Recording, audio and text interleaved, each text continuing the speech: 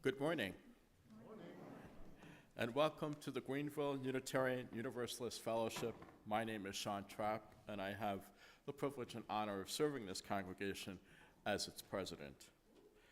A brief thank you this morning. As you've noticed, we have two new banners hanging on either side of the stage. Great credit goes to Jan Lai and to Stephen Chapp for those banners, as well as Stephen Chapp and David Frick for hanging them.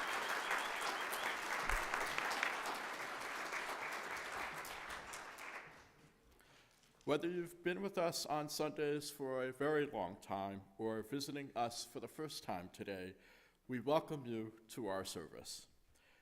This congregation is diverse in beliefs, with participation open to all who agree to embrace our covenant, mission, and values, regardless of your partisanship or lack thereof. We are a welcoming congregation to people of all sexual orientations and gender identities, races, ethnicities, and abilities. We unconditionally welcome you as your full, authentic self to our community of care, spiritual growth, and personal growth. Our congregational mission is to strengthen our connections to one another and our planet by enlivening minds and spirits, by building community through liberating love and advocating fiercely for justice. It is a custom in this congregation to acknowledge visitors and newcomers. If this is your first time here, would you mind raising your hand so we can acknowledge you?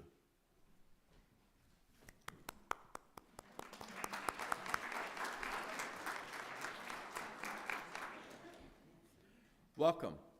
Thanks so much for joining us this morning. All are invited to join us for coffee after the service.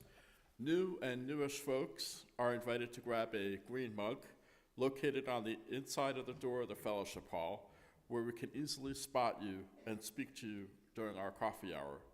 You're also welcome to fill out one of our gold cards located in the pew in front of you so you can stay informed regarding all of our activities.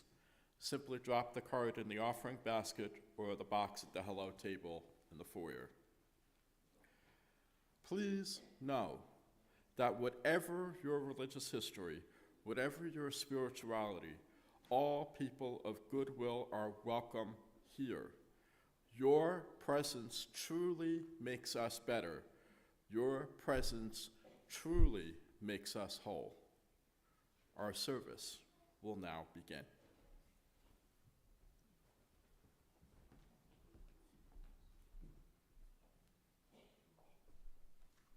Good morning. I'm Laura Christianberry, and I will be your worship associate today. For our chalice lighting today, I found a few words in one of my favorite books, Rejoice Together. And they happen to be by, I don't know if I'll pronounce her name right, Elizabeth Selle Jones. And you may recognize that name because she wrote the words for extinguishing the chalice that we use. And this is the first part. This flame affirms the light of truth, the warmth of love, and the fire of commitment.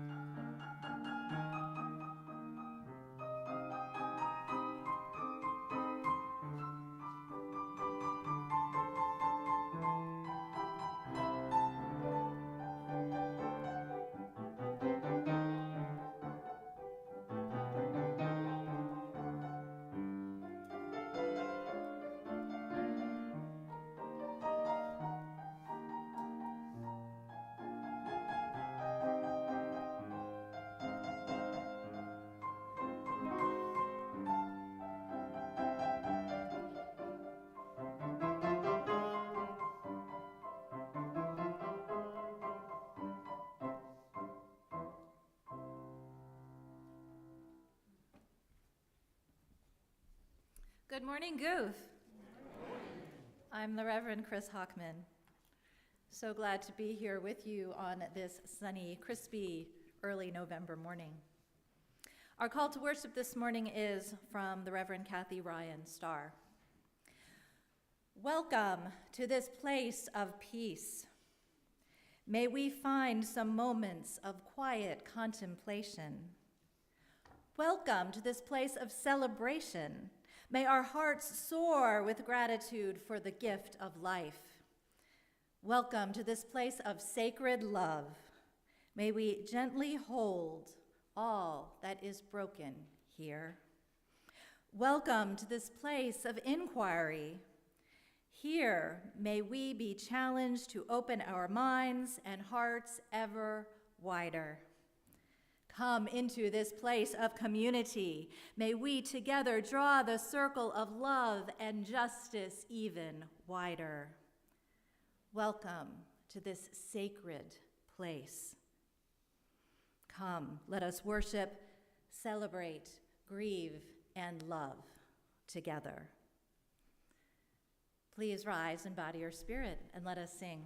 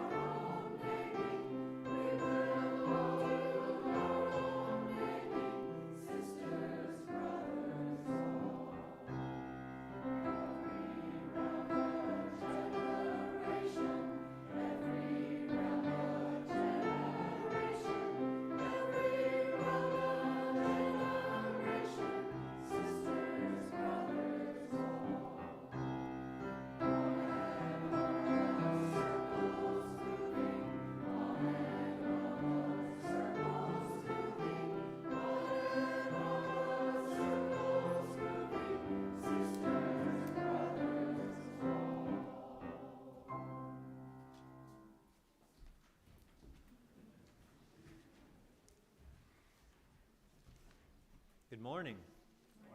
I'm David Funderburk. I'm the Director of Religious Education here at GOOF. Today's the first Sunday of the month, so that means that any children or youth who'd like to come downstairs with me to the RE Commons after the story, we're all heading down there for activities today. So after the service, if you're picking up your kids, you can head all the way down the hallway and down the stairs and listen to the voices to find us down there. So I want to welcome any children or youth or anyone of any age who'd like to hear our story up close to come sit on the floor at the base of the steps or in the front pews.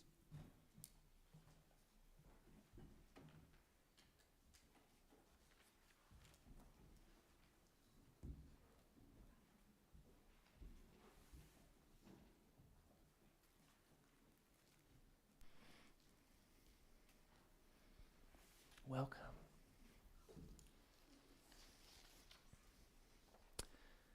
Have you ever heard anyone say, "You can't do that, you're a girl"? Or have you ever had anyone tell you, "You can't do that, you're a boy"? Some people have really picky ideas about what girls and boys can do. And if you ask me, most of those ideas are nonsense. But our story today is going to take us almost 2 centuries back in time to the 1800s, a time when people had really picky ideas about what girls could do and what boys could do. And a little later, Reverend Chris is going to tell a story about a sisterhood of Unitarian ministers who were ministers at a time when it wasn't common for women to be ministers. But I'm going to go back a little further to the story of a woman named Olympia Brown, who is the very first minister who was ordained and approved by her whole denomination. And she was not a Unitarian minister, but a Universalist minister. She was born in 1836. When Olympia Brown was little, girls weren't supposed to whistle. Girls weren't supposed to climb trees or run fast or catch frogs. But Olympia did. She did all those things, and more. You can do whatever a boy can do, her mother and father told her, and Olympia knew it was true. She climbed trees and ran fast and caught frogs, and when she was in school, she answered the teacher's questions loud and clear. Little girls ought to be quiet, said one lady in town. Little girls ought not to make themselves heard. But Olympia did. She had a voice, and she was going to use it every day. When Olympia Brown was a teenager, young women weren't supposed to go to college. Young women weren't supposed to leave home to go off and learn complicated things. But Olympia did. She did all those things and more. Olympia left home and went to Antioch College. She went to class and studied and learned all kinds of complicated things. Young women ought not to be in college, said one professor at that school. But since they are here, they must read their reports. Young women ought not to give speeches from memory like the men. But Olympia did. When it was her turn to present her report, she rolled up the papers in her hand and said each and every word loud and clear. Olympia had a voice, and she was going to use it every day. When Olympia Brown was in college, women weren't supposed to wear pants. Women weren't supposed to wear anything except very long dresses that came all the way down to their toes. But Olympia did. She wore dresses that came down only past her knees, and under them she dared to wear pants. Bloomers, the pants were called, after Amelia Bloomer, the woman who had created them a few years before. Women ought not to show their ankles in public, exclaimed some of the men. And women certainly ought not to wear pants.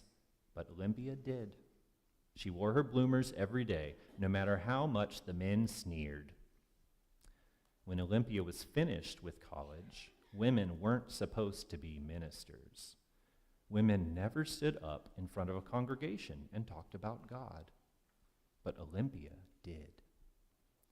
She did all those things and more. Olympia graduated from the Theological School of St. Lawrence University in 1863, and she was ordained as a Universalist minister in June of that year. The second woman ever to be officially ordained by that church. She became the Reverend Olympia Brown. Women ought not to speak in public, said a minister at that time. Women ought not to take the pulpit. That's the pulpit, by the way. Or discuss the nature of God. But the Reverend Olympia Brown did. During the next 35 years, she was a minister in 5 different congregations, and she visited other congregations too. She took the pulpit in every single one, and she spoke on the nature of God and love, and she did an excellent job.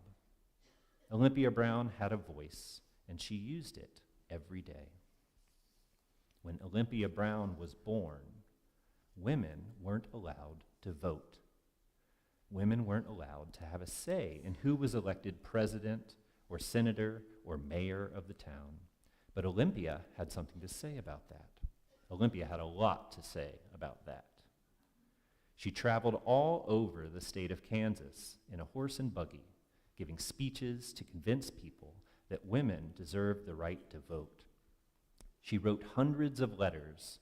She spoke to the representatives and senators in Congress. She marched in parades. Olympia and her friends worked hard to get women the right to vote.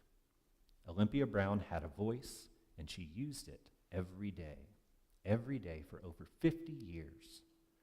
And finally, when Olympia Brown was old, women were allowed to vote. In November of 1920, a little over 100 years ago, when Olympia was 85 years old, she voted for the very first time.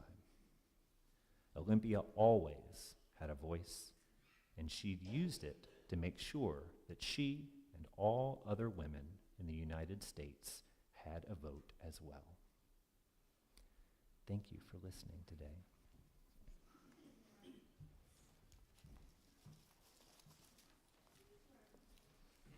Now, if you follow me, we can head down to your class.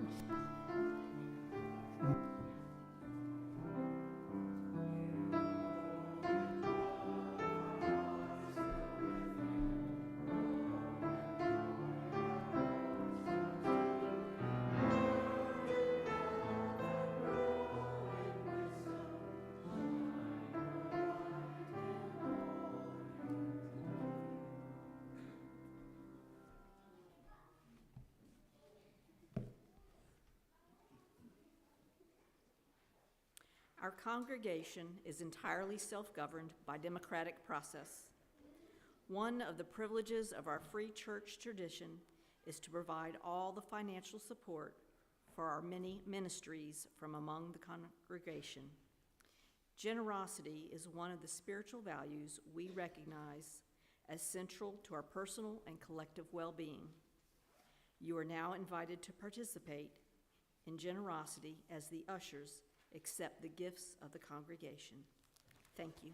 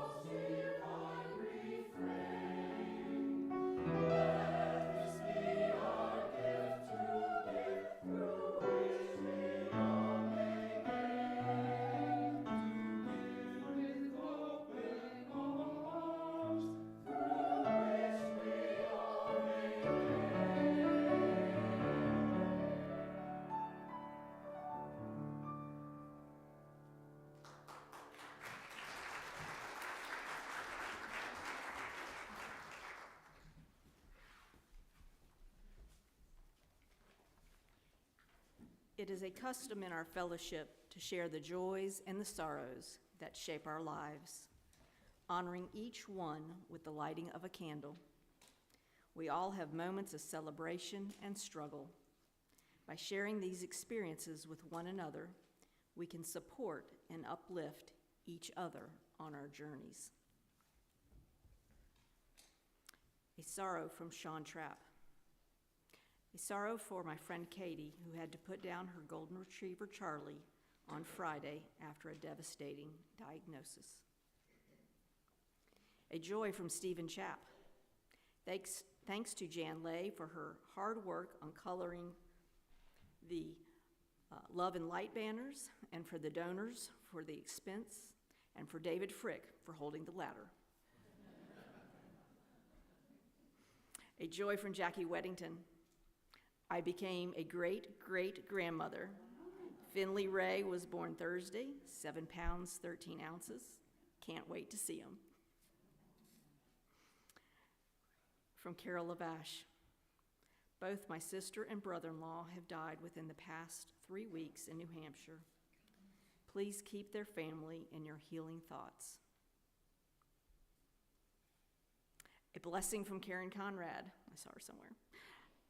I am officially retired from FedEx, so we can open a women's house. And Karen will be in our pulpit later this month, and we will hear more about that. From Candy Kern and Richard Fuller. Please help us keep our dear friend Mitch in your hearts and hopes. He lost his wife and nesting partner of nearly 4 decades on June 19th, and then lost his mother last week. He is really struggling emotionally. And I wanted to add one. When I was looking for chalice lighting words this morning, yesterday I was flipping through the UU magazine, and I happened to flip to the in memoriam page for the year, and the name just caught my eye. The Reverend Frances Dew. And for those of you who've been here a long time, there can only be one Fran Dew, and she was an interim here in the early 2000s. And I remember her words, don't just give your money, but give your time. And that started my path of volunteering in RE. So a candle for the Reverend Frances Dew. We will light a final candle representing all the joys and sorrows present in our hearts that remain unspoken. We will now observe a brief moment of silence before the meditation words begin.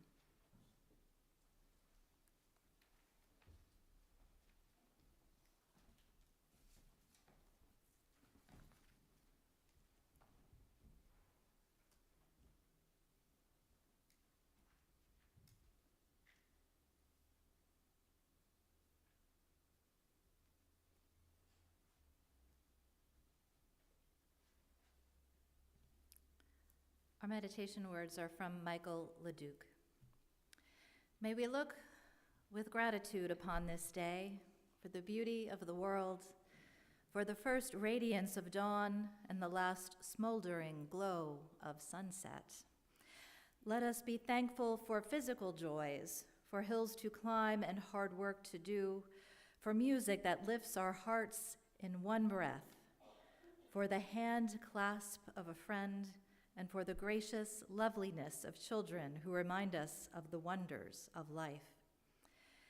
May we be appreciative above all for the concern and love of those around us, for the exceeding bliss of the touch of the holy which suddenly awakens our drowsy souls to be the blessed awareness of the divine within us and within others.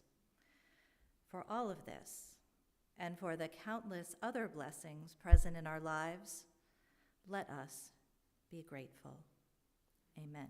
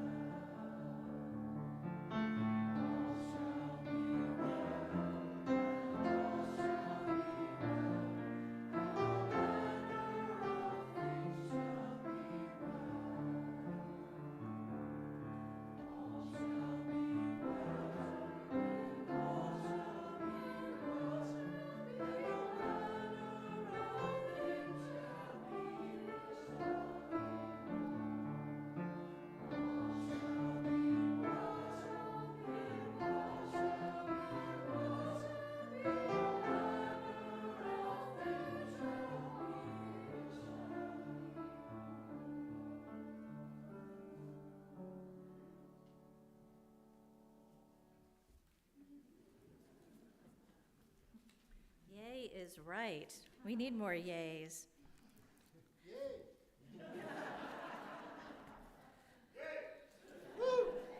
All right, it doesn't take much to get something started in this place.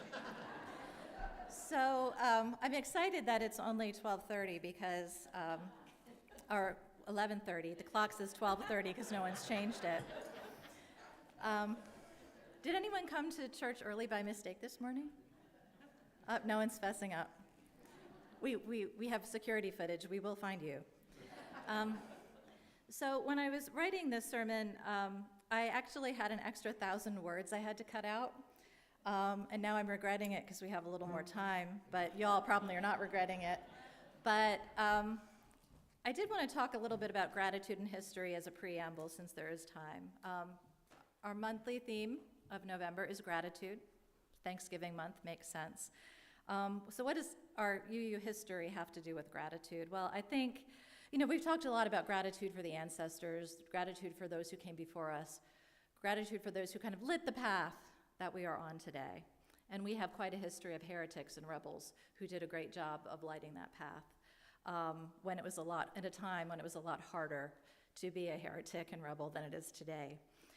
The other thing I want to talk about is we're talking about UU history, and I think is really fascinating, is that right now in the religious world, we hear from a lot of people who are talking about deconstructing.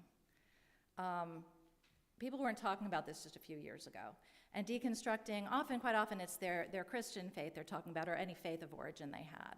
They've reached a stage in their life where they're questioning the beliefs they've been told, often from childhood. Beliefs that have been told are the absolute truth. So folks are going through these ideas of deconstructing, taking away the parts that no longer serve them, no longer seem to be true according to their conscience, and then slowly rebuilding their belief system. Like a lot of things today, deconstruction has also been commodified, and it's a small cottage industry, according to my Facebook feed at least. There are people out there, usually former evangelicals, who are sharing about their path of deconstruction and their path of reconstruction to talk about this new take on Jesus they have. And I, as a Unitarian Universalist minister, read these and think, that sounds a lot like UUism he's talking about here, and the Unitarians were talking about Jesus in that manner about 185 years ago. No shade on the current deconstructionists. They don't know that this information has been around by the Unitarians. We haven't done a great job of promoting it. And people are only really exposed to what they're exposed to. But the idea that folks are making money off this is that as though these are the people who thought of it first, is a little disturbing. Since the Unitarians and Universalists have been deconstructing as faith traditions starting around 200 years ago, right? They did it together. They did their deconstructing together, which is a little harder than deconstructing alone, although that is a big deal. But this whole idea of looking at Jesus through a different lens of deconstruction, or looking at religion through deconstruction, is part of our history. We were doing deconstruction before it was cool or anyone even called it deconstruction. And we've done our reconstruction as well. So keep all that in mind next time you hear someone say, well, what's so important about this dried old, crispy history stuff? What does it have to do with today? It's a struggle that a lot of people are very actively engaged in today. It's just that our antecedent, our denominations that came together, were doing it together a long time ago. So all that said, it's been a while since I've talked about our Unitarian history, so I'm going to do a quick recap, a quick irresponsible recap. We last left off in the 1800s, and this was a very juicy century for both Unitarians and Universalists, although we're focusing on Unitarians today. So things came to a head in 1819 when William Ellery Channing gave a fancy, what I call a throwdown sermon. He claimed the name Unitarian for the very first time. Up till then, it was an insult thrown at the more liberal Congregationalists of the time. He claimed the name Unitarian, and he represented the sentiments of a more liberal wing of the Congregationalist church. He stated that he believed that some parts of the Bible have more authority than others and believed the Bible should be read with reason and historical context in mind, using historical critical methods. Channing was disturbed by the focus on the bleeding, suffering God depicted by Jesus on the cross. Instead, he found the most importance in Jesus as an example to be followed. He believed in the oneness of God, the humanity of Jesus, and the inherent goodness of God and of human beings. Now, in response to these public admissions of a more liberal viewpoint, a messy denominational split ensued.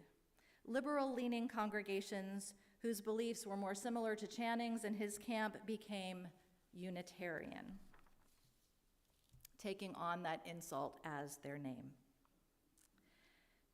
17 years later, in 1836, for anyone who's taken English literature in high school, you might have learned that the Transcendental Club was formed. The club was formed to engage in philosophical conversation at first.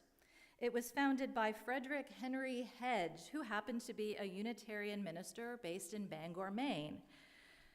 The Transcendental Club met until about 1840 and was actually based in Concord, Massachusetts, where a lot of our other Transcendentalist friends were hanging out at the time. Now, the Transcendentalists were individualistic and they were anti-institutional. They had no interest in forming a church, but many of the members of the club were Unitarian ministers. The Transcendentalists focused on a spiritual approach to life rather than a specific set of beliefs. They believed in the personal, direct experience of the divine, unmediated by church or priest, that the soul is directed toward personal growth, freedom, and truth. Their movement was a reaction against the dry, rational age of reason, and their movement also mirrored the Romantic age that was happening in arts and philosophy. They were influenced by Eastern religion, which was finally making its way beyond Europe to the United States, as well as Kantian philosophy, believing that human knowledge comes from more than purely sense-based data. The Transcendentalists were also social activists. They saw God in everything and were not bound to Christ as the only way to the divine. So in 1838, 2 years into the existence of the Transcendental Club, one of its members, the rogue Unitarian minister Ralph Waldo Emerson, preached what is known as the Divinity School Address, another of what I call the throwdown sermons. His transcendentalism was showing. He said one should be able to love God without a mediator, that Scripture is irrelevant, and it is personal inspiration and intuition that really matter. He believed revelation happens in the individual, not in Scripture, and that divinity dwells within all. Immediately after his controversial sermon, Emerson was shunned by colleagues and attacked in the press. Unitarians were among those who attacked him, by the way. His message was a little bit too forward-thinking for them at the time. But in attendance that day at his sermon was a 28-year-old Unitarian parish minister based in West Roxbury, Massachusetts. He was also a member of the Transcendental Club, and his name was Theodore Parker. Now, Parker was inspired by Emerson's words. He wrote about Emerson's words that they were so beautiful, so just, so pure, and terribly sublime, was his picture of the faults of the church in its present position. He called Emerson's sermon the noblest and most inspiring strain he ever listened to. So 3 years later, Theodore Parker followed Emerson's footsteps by also stirring outrage among his fellow Unitarians in 1841 with his sermon called The Transient and Permanent in Christianity, in which he said that we can discard everything in Christianity but the pure teachings and way of life of Jesus. We should keep his pure morality, his love of humanity, and his love of God. And Parker also talked about an absolute religion that didn't specifically require Christianity. Also, decades ahead of his time, Parker was initially shunned, just as Emerson was, by his own Unitarians. Although he and his fellow transcendentalists did have a huge influence on Unitarianism, the progress was very slow going. Having started down that slippery slope away from a solely Christian identity, Unitarianism next experienced this really long, protracted disagreement. Would Unitarianism stick to its exclusively Christian tradition and identity, or would it extend its boundaries beyond Christianity into a more expansive faith? Now, there's no spoiler alert necessary. If you're here, you kind of know how that all turned out, right? But back then, they didn't know. So in 1865, the American Unitarian Association had existed since 1825, but it was an individual membership organization. In 1865, they created the National Conference of Unitarian Churches. It was founded, and it actually provided a new venue in which the radical Parker-like faction of Unitarians could face off with a more conservative faction of Unitarians. Now, the leaders of the conference were determined to find a middle ground that could hold the denomination together, right? Because this was a serious theological argument that was going on. So, using rules that limited debate, the conference passed a constitution with a preamble affirming that Unitarians were, quote, disciples of the Lord Jesus Christ and devoted to the service of God and the building up of the kingdom of his Son, end quote. So those leaning toward a more expansive religion were not happy. In 1867, the radical wing decided to withdraw from the National Conference and start their own organization based on the freedom of belief. They called their organization the Free Religious Association, or the FRA for short. Its mission was to seek the common good on which all religion rests, seeing an ultimate union of all religions, Christian and non-Christian. Okay, mission's a little bit different here, you can see. So Unitarian ministers were also a large portion of the FRA's membership, but most of them never left the Unitarian denomination or left their pulpits. The FRA was not interested in becoming its own religion. Instead, the group published and kind of became the voice of religious freedom. A year after the FRA was formed, they managed to gain some ground at the National Conference, which displeased the more conservative faction. So the conservatives feared the seminaries had become hotbeds of radical thought, and now their National Conference was beginning to cave to those wild ideas. So they got the National Conference to reaffirm its allegiance to Jesus Christ. So this back and forth kept happening. The Jesus Christ required versus the Jesus Christ optional argument was not settling down anytime soon. It continued for years, all the while the radical minority, despite the resistance at the national level, was gaining support at the local level in churches and in the seminaries, as the conservatives had feared. The FRA was having an influence. They were moving the dial. Now, at this very same time in America, there was this thing called westward expansion. And at this time, the West is not how you're thinking of the West. The West was defined as anything west of New York State, right? That was the wild frontier. So Unitarians in the West, they fell under what was known as the Western Unitarian Conference. This conference was founded in 1852 and even predates the National Conference. Now, culturally, the Western Unitarian Conference was its own thing. It had its own character and culture. It served widely scattered churches, many of which could be considered on the frontier, where life was very different from the way it was in Boston.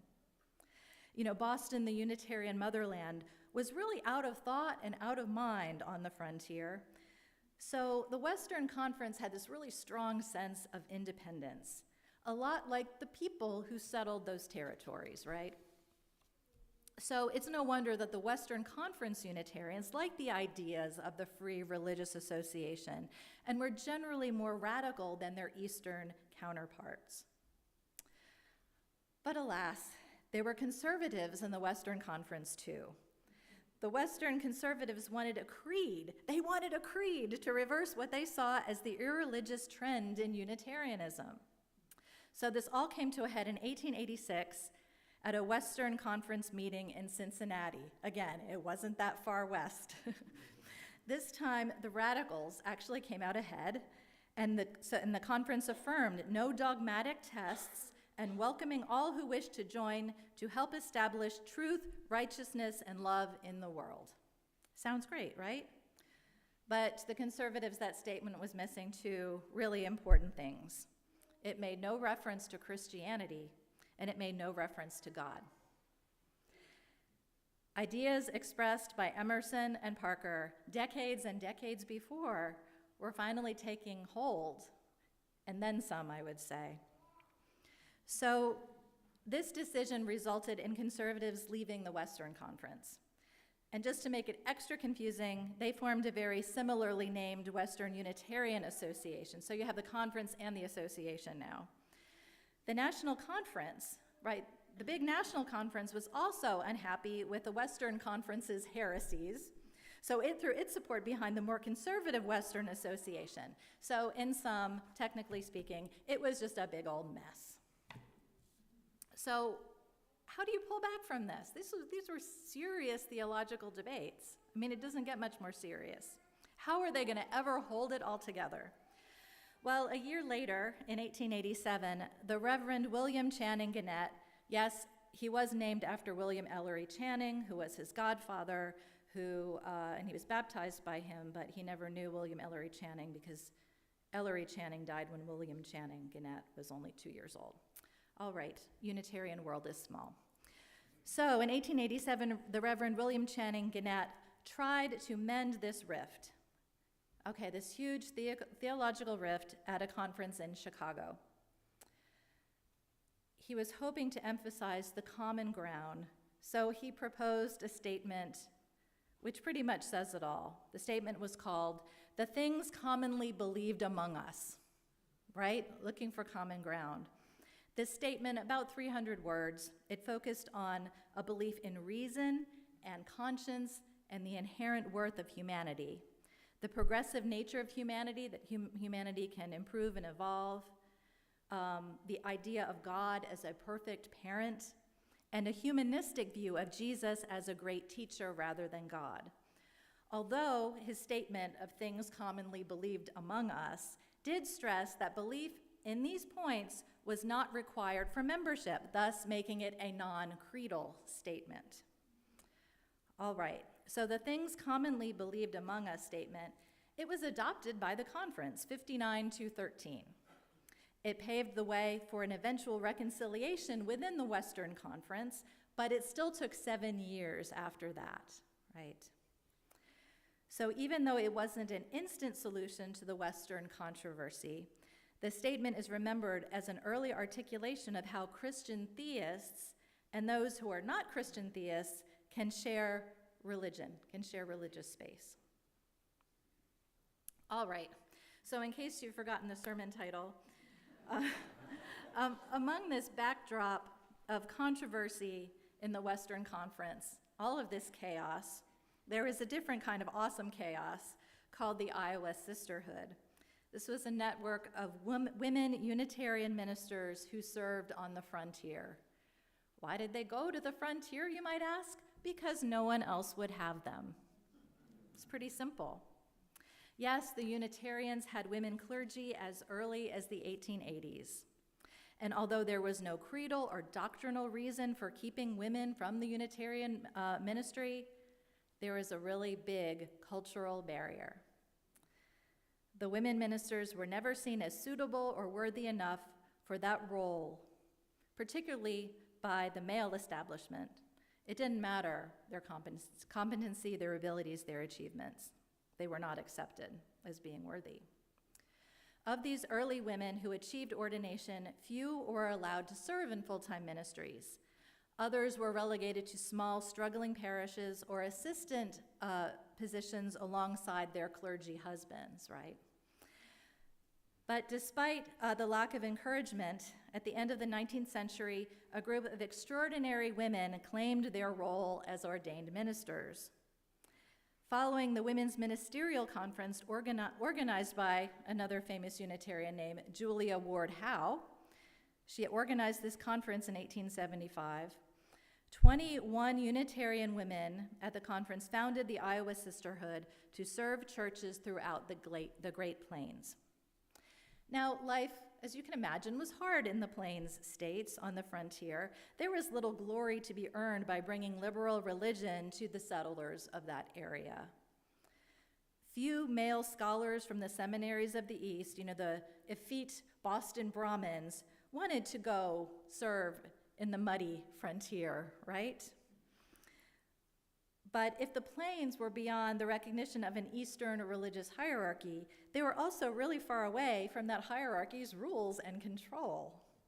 It was a place where the women ministers were accepted for their willingness to step in and serve, for the tenacity in the face of hardship, and for their skills in ministry. Perhaps one of the reasons for the success of the Iowa Sisterhood was because they were not Boston Brahmins. Their approach was less academic. They were very pastoral. They brought this whole warmth of an approach to their churches. They sought to make their churches extensions of the domestic hearth, thereby expanding the traditional role of women beyond the home and into the church. The sisterhood brought family matters into the church not only on Sundays, but 7 days a week, with social events and classes on domestic arts. Today, you might say, they were building community and fostering mutual aid in a very under-resourced environment. Although Jenkins Lloyd-Jones, who is the leader of the Western Conference, was a staunch ally of the Iowa Sisterhood, the grassroots success of these women ministers and their churches did not translate at all into wider denominational acceptance. The women were seen as an embarrassment among the clergy back in Boston. By the turn of the 20th century, society in general experienced a reassertion of male authority. Unitarianism's leaders began a concerted return to a more manly ministry to revitalize, quote, revitalize the denomination. So most of the women ministers were rushed into retirement. Others left to pursue work in peace and suffrage and social work movements, yet they remained vocal to the end about the rights of women and the place of church in society. It was not a large movement, nor was it long-lasting. Now, the Iowa Sisterhood, you expect me to say they paved the way for women ministers everywhere. They didn't. They did not radically alter the possibilities for women in Unitarian ministry. It's been written, they went to congregations no one wanted, and out west to start congregations from scratch on the frontier. When the congregations built by the Iowa Sisterhood became successful, the women were quickly, unceremoniously replaced with male ministers. They left no lineage of women following them into the ranks because that simply was not allowed to happen.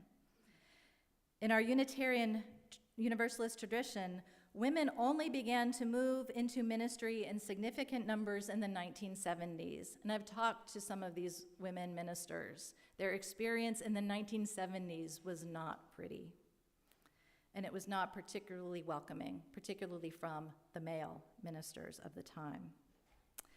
But yet, since the turn of the 21st century, a majority of UU ministers in active service are female identified. So times do change. So someday, I hope to tell you more details about the Iowa Sisterhood. As we end the service today, I'd like to emphasize that our faith tradition's history is one that is just wrought with struggle, with debate, with moral and spiritual discernment. And it was also very humanly imperfect.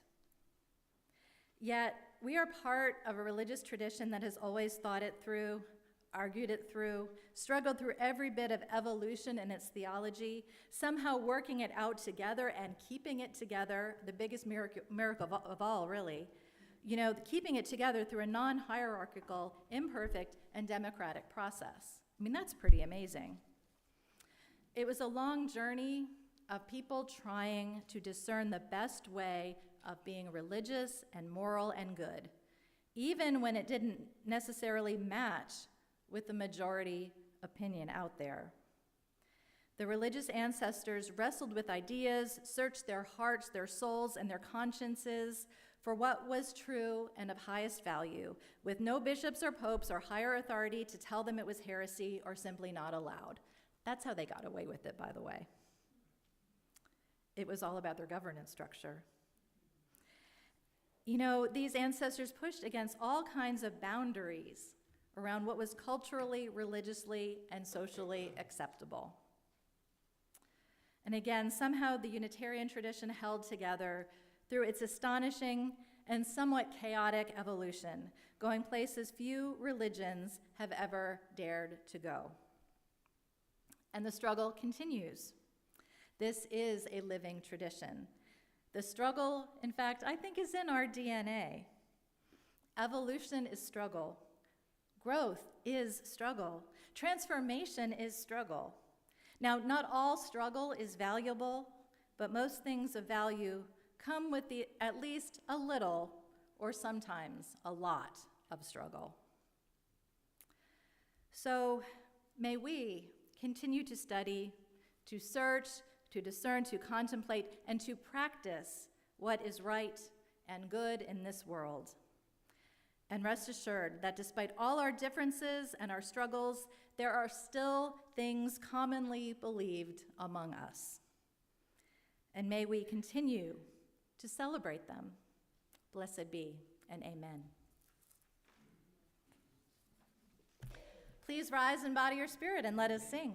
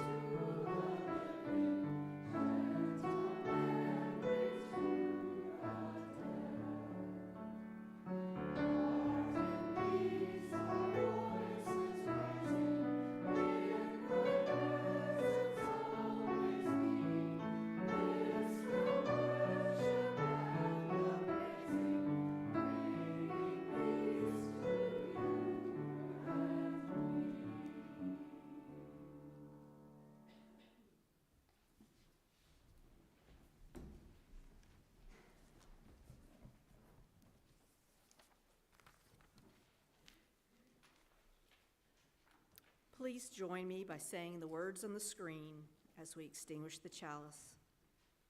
We extinguish this flame, but not the light of truth, the warmth of community, or the fire of commitment. These we carry in our hearts until we are together again.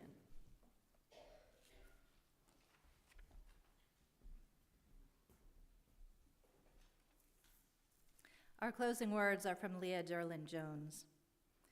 For those who came before us, we offer gratitude and thanks. May their memories be a blessing.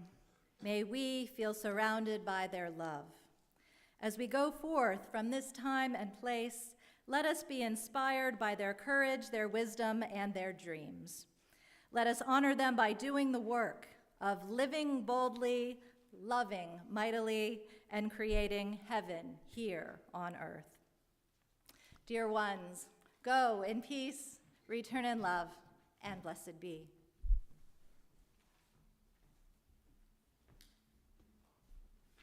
Won't be long, I promise. Just want to tell you about the prelude, postlude, and offertory.